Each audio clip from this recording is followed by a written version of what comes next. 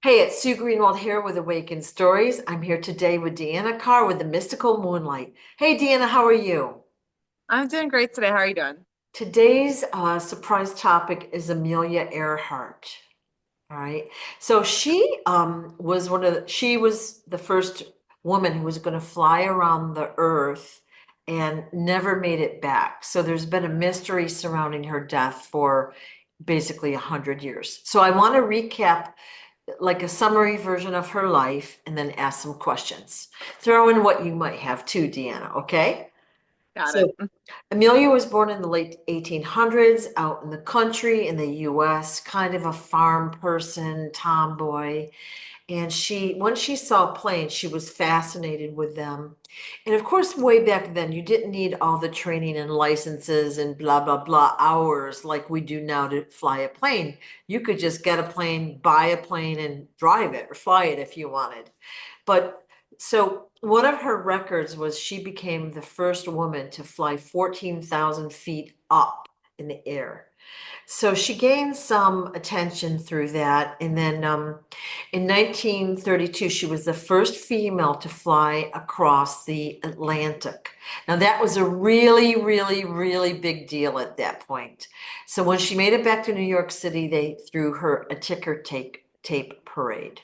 Now knowing that what we know about the continents, maybe that wasn't as big of a deal as people thought, but at the time it was a very big deal. Okay. She was a strong supporter of women's rights, and she was friends with Charles Lindbergh and Eleanor Roosevelt. So she knew people in high places. And again, her claim to fame is she was the first woman who attempted to fly around the earth. So what happened is she ended up in 1937, she ended up in New Guinea and like kind of never made it there. It was a really cloudy night, so she had radioed in and said, "Hey, running out of fuel and we can't see." And that was the last we ever heard from her. Okay.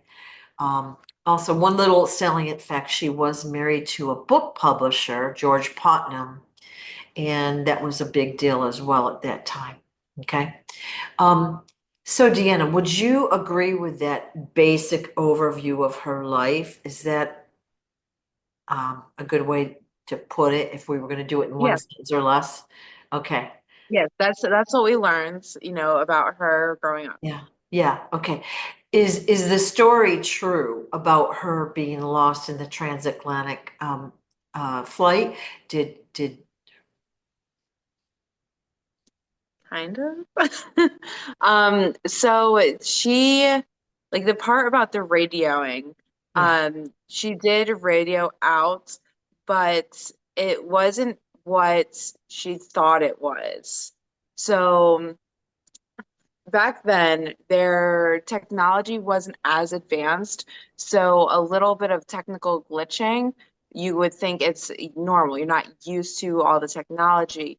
It was actually a larger glitch on her plane.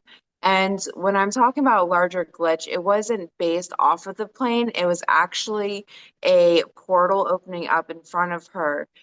She was getting closer to it, and as you get closer to certain types of portals, there's actually an electrical current that is discharged.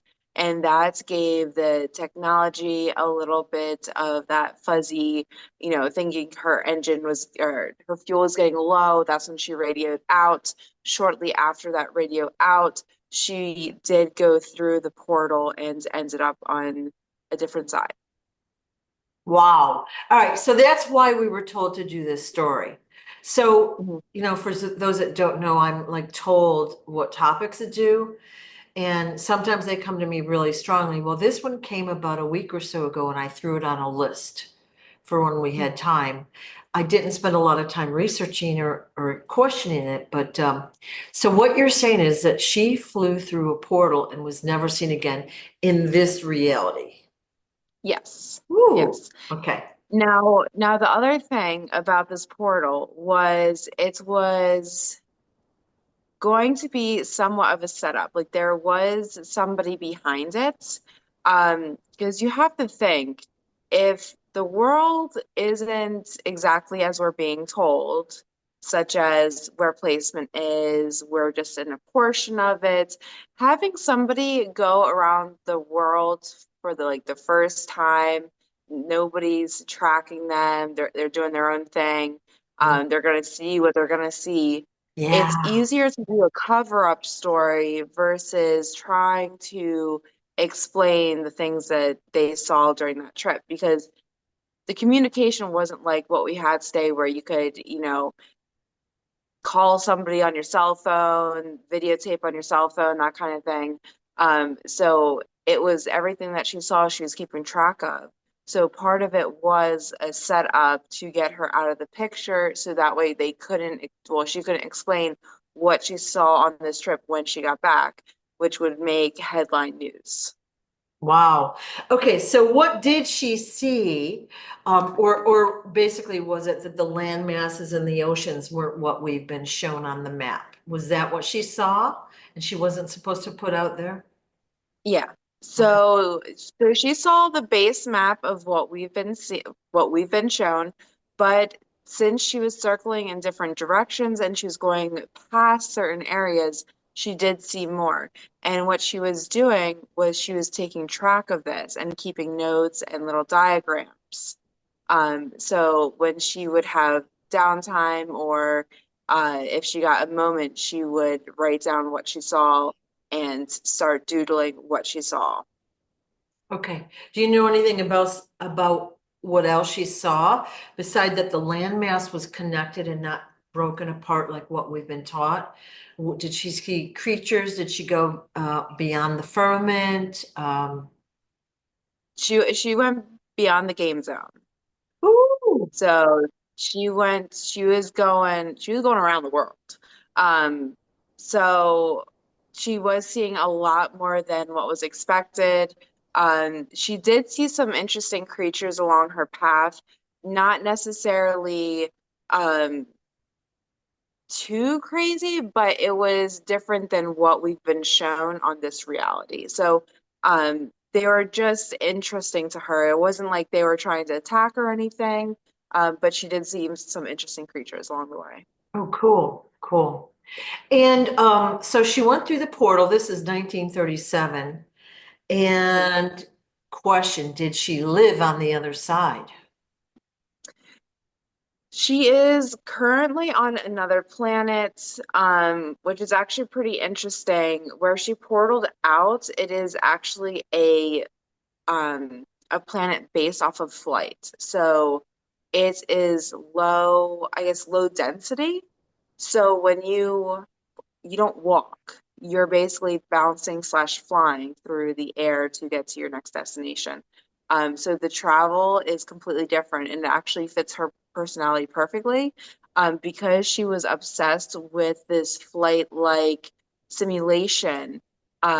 When she went to this other planet, it simulated that desire of flights that's I don't know what you want to call it. Like when you're up in the air and you have that belly feeling of like it's sinking, but it's exciting. Um, like when you're on a roller coaster and your stomach drops, that kind of feeling. She Yeah. really likes that. So it ended up being the perfect planet for her.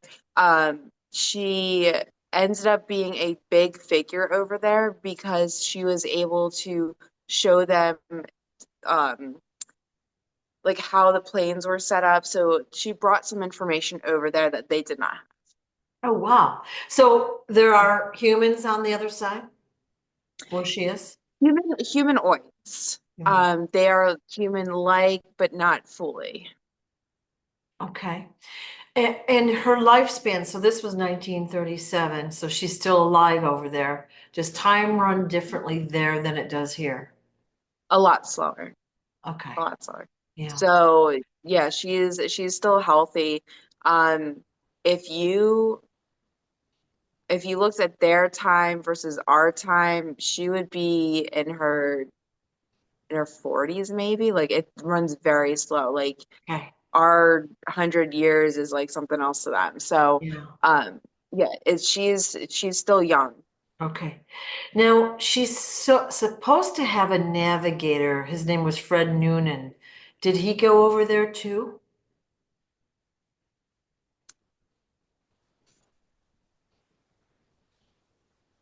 No, I don't see him with her. Okay. Is he still alive? It does not look like it. Okay. It looks like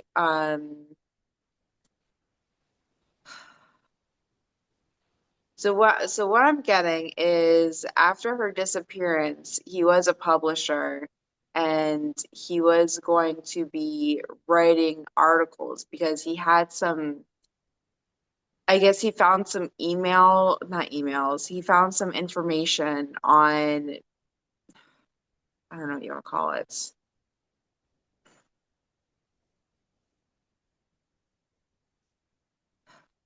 Okay.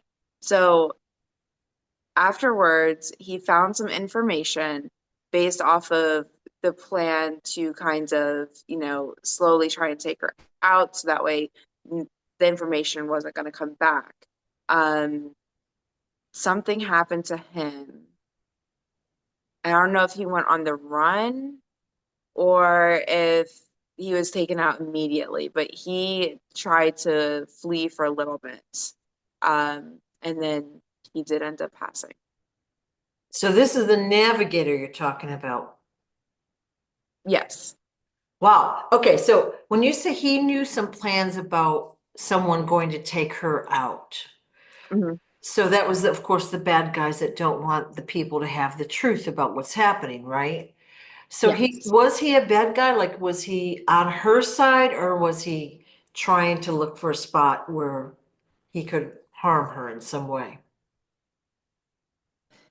It looked like he was on her side. It looks like he was really interested in it. There was some mishap with navigation.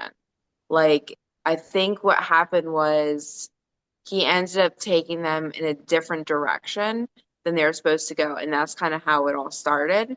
Oh, They were supposed to go in a direct path, and somehow the navigational system got, I don't want to say disconnected, but there was something off with it.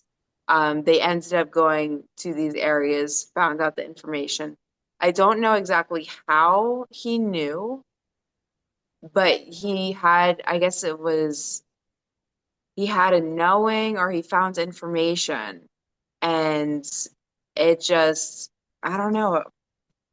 That part's kind of choppy to me to get that okay. information about it. Okay. Yeah. Okay. So basically, she flew through a portal. Was the portal created by, the good guys or the bad guys? They were created by the good guys. Really? It was supposed to be done by the bad guys, but they were able to step in beforehand. Does Oh. that make sense? So the good guys found out about the plan and at the last second changed it from probably death or whatever to you're at this little bouncy planet. Yeah, they weren't supposed to be portaled anywhere. They were supposed to be taken out. Oh. So, but this is where the navigator part is throwing me off because they weren't in the same spots. So, like I said earlier, like that's the information I was getting for him. But what I feel is that when they went through this portal, they separated. So, I guess because it was like more of a last minute portal, there was some sort of mishap. So both entities weren't taken to the same spots. And it's almost like the ship kind of broke in half and they went elsewhere. Oh. Does that make sense? Yeah. Okay.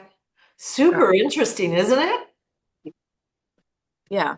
So there, I guess the big question is, especially after saying the plane broke, where is the plane? Um, there actually are particles in Egypt under the sand. Of her plane.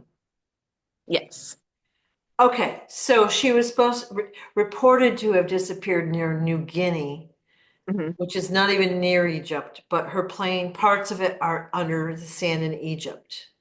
Yes. So So they basically, somehow got carried into that area. at some point and got buried. Oh, okay. Wow. Yeah. Will they be recovered, do you think? Um, I'm seeing in 20 years they'll probably be recovered. Okay. There's going to be something where the sands will be moving and shifting, and that's when it'll be uncovered.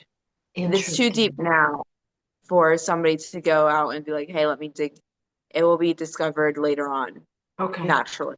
Okay. So this planet that she lives on, they have to like if like so let's say I'm going to go half of a mile and I decide to walk. They skip, hop, and jump or fly. Yeah. Yeah, so it's like the buoyancy and the density of people is a lot lighter. So you're not putting as much weight down. It's not like how we walk here. It's more like you are an airy person. I'm trying to think of a good way to show you. Do you know in Riddick when they have the airy person, the elemental, where she kind of floats? I don't think I saw that. Sorry. Oh my gosh, how do you not see Riddick? Okay. Anyway, Sorry. there's a part where she is an elemental, but she kind of floats and glides. So it's kind of like that. So they're one step they're taking, they kind of glide further than, our basic step would be. Interesting. It's kind Yeah. of hard to explain, but it's more Yeah. of like this bounce gliding walk, Okay. because they are this lighter density. So you said on that planet they're humanoid. So there's a communication. So like she's been there for a while, but she can communicate with them. There's food there. There's a society there. Yes, yes. They communicate telepathically, so she's learned that she's given them information on what she knows about like technology and planes. So they've kind of incorporated it into specific mechanisms. So they have developed in certain ways due to the information she has. They are not harmful people. And I think that's kind of why she was placed there for Okay. security purposes. Okay. Does she have any like anger or is she like was she upset that she was there and not where she was supposed to be? Yeah. Well, could you imagine, you're on this, mission in a sense. You're flying through. First off, you're starting to get scared because you think you're about to just crash into this deep sea with no help.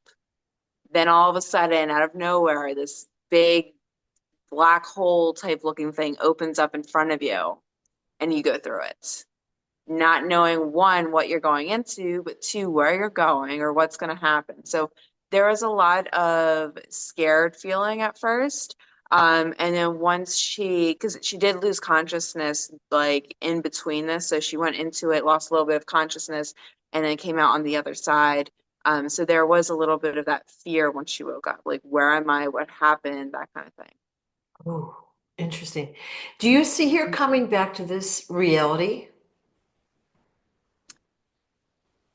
I see she's come back once in a while to Oh, kind of, I don't know if it was missions or if it was certain things that she wanted to accomplish, but she has come back once in a while under a full new structure and like face structure, DNA, and physical outlook, so that way they couldn't recognize her or other people couldn't recognize her.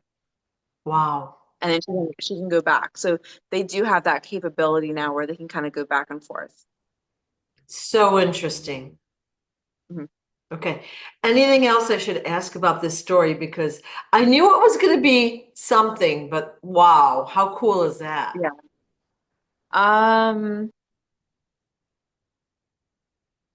Everything happens for a reason, and she's where she's supposed to be, and she's doing what she needs to do. So it's not like, a lot of people think like, hey, she died horrendously.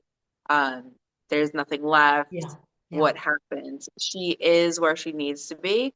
And I do see her making a bigger return where people will notice. Awesome. Awesome. Well, she's smart to be careful at this point, you know. Oh, definitely. Yeah. But I mean, because those people that did that way back then are still around, right?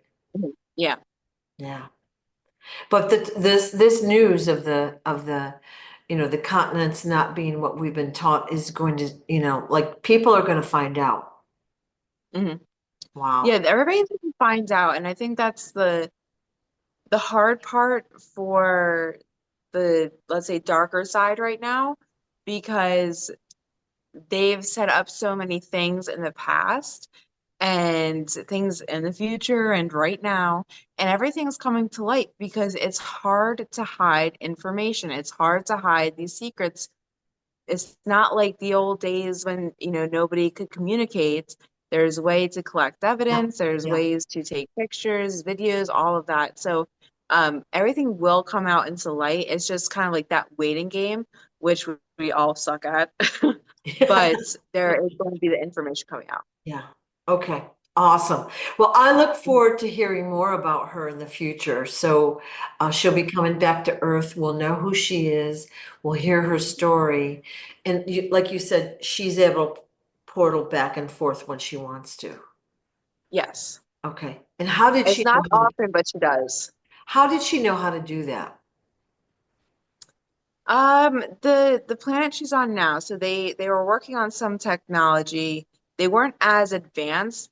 It's hard to kind of explain that. Like they weren't advanced in the way of technology that we think, but they were suitable with their technology that it worked for them. Later on, somebody did discover how to use a portal, and then they started to introduce that so that way kind of like how we have flights to go travel around, they did intergalactic traveling, Awesome. um, in a Awesome. more of a natural way. Okay. And how did she learn to change her appearance? That okay, so we kind of talked about how their density is a little bit different. Part of it, which we do not know how to do later on, hopefully we can because it's really cool. You if you can access your DNA and you understand how DNA works, you can actually change your structure, your features, your physical appearance without having to, go to a surgeon. Okay. Think about it like, oh, what's that show? She t she basically can access like almost 100% of her brain, and she can Lucy. actually change her appearance. Lucy, yes. So it's kind of like that where it's natural. Okay, I want blonde hair, boom. I want purple skin, boom. I want, bright Okay. neon eyes, done.